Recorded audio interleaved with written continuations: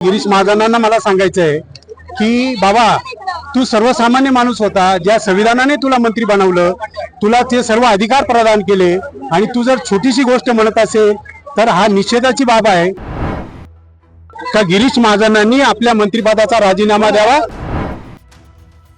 आम्ही गिरीश साहेबांचा निषेधच करायला आलेलो आहोत साहेब। त्यांनी बाबासाहेबांचं नाव घ्यायला पाहिजे होतं, त्यांनी घेतलं नाही। ज्यांना संविधान समजेल नाही ते अशा पदावर बसवले नाही पाहिजे। राज्याचे मंत्री आणि नाशिकचे कुंभमेळा मंत्री गिरीश महाजन यांनी प्रजासत्ताक दिनाच्या दिवशी त्यांच्याकडून जे आहे ते भारतरत्न डॉक्टर बाबासाहेब आंबेडकर यांचं नाव घेण्याचं जे आहे ते राहून गेलं, आणि त्यानंतर वन विभागाच्या एका महिला कर्मचाऱ्यांनी जे आहे त्या महिला कर्मचाऱ्यांनी त्यांना थेट आव्हान दिलं की आपण बाबासाहेबांचं नाव का घेतलेलं नाही, आणि त्यानंतर बराच गदारोळ झाला। गिरीश महाजन यांनी दिलगिरी व्यक्त केली असली तरी त्यांनी जे आहे ते दलित समाजाचं, दलित बांधवांचं जे आहे ते समाधान झालेलं नाहीये।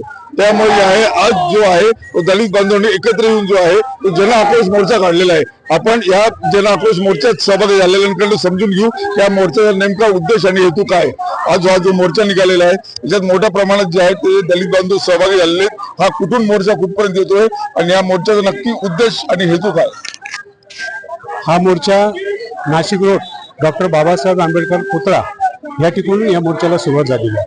त्यानंतर पुढे येऊन छत्रपती शिवाजी महाराज यांना अभिवादन करून हा मोर्चा इथे सीबीएसला डॉक्टर बाबासाहेब आंबेडकर पुतळा या ठिकाणी त्याचा समारोप होणार।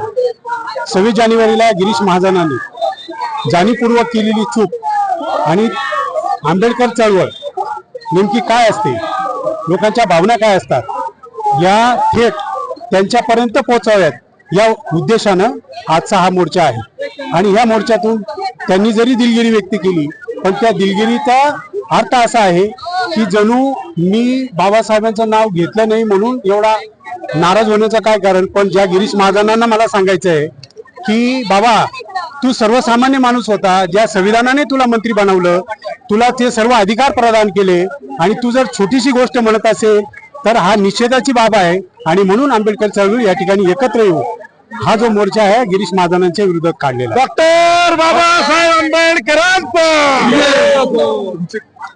काय भावना आहे तुमची। हा मोर्चा निघाला आहे, महिला मोठ्या संख्येने आहेत, पुरुष मोठ्या संख्येने आहेत, आणि भव्य दिव्य मोर्चा 8 किलोमीटर चालत येतोय। तुमची या मागची भावना काय।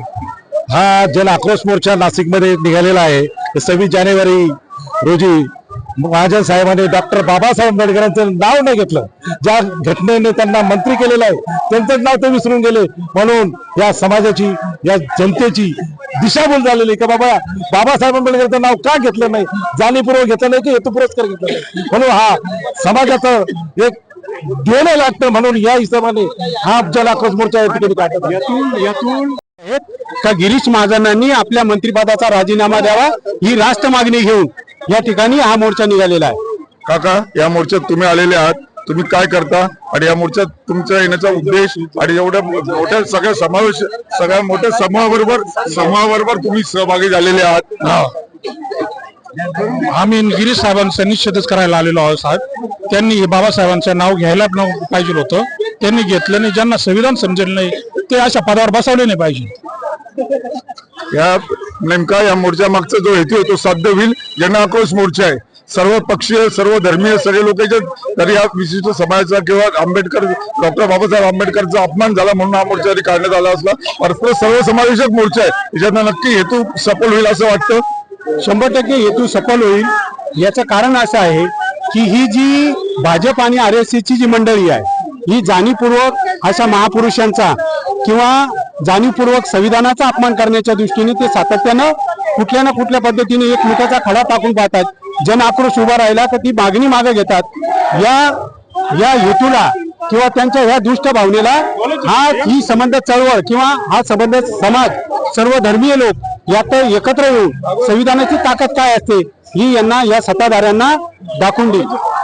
आपण बघतोय संख्येने जे आहेत दलित बांधव आणि सर्व पक्षीय जे बांधव आहेत ते सहभागी झालेले आपण बघतोय। मोठी गर्दी जी आहे ती नाशिकच्या शिवाजी रोड परिसरातील डॉक्टर बाबासाहेब आंबेडकरांच्या पुतळ्याजवळ झालेली आहे। थोडा वेळात जो मोर्चा आहे तो या ठिकाणी पोहोचणार आहे आणि या ठिकाणी जी आहे ती मोर्चाची सांगता होणार आहे।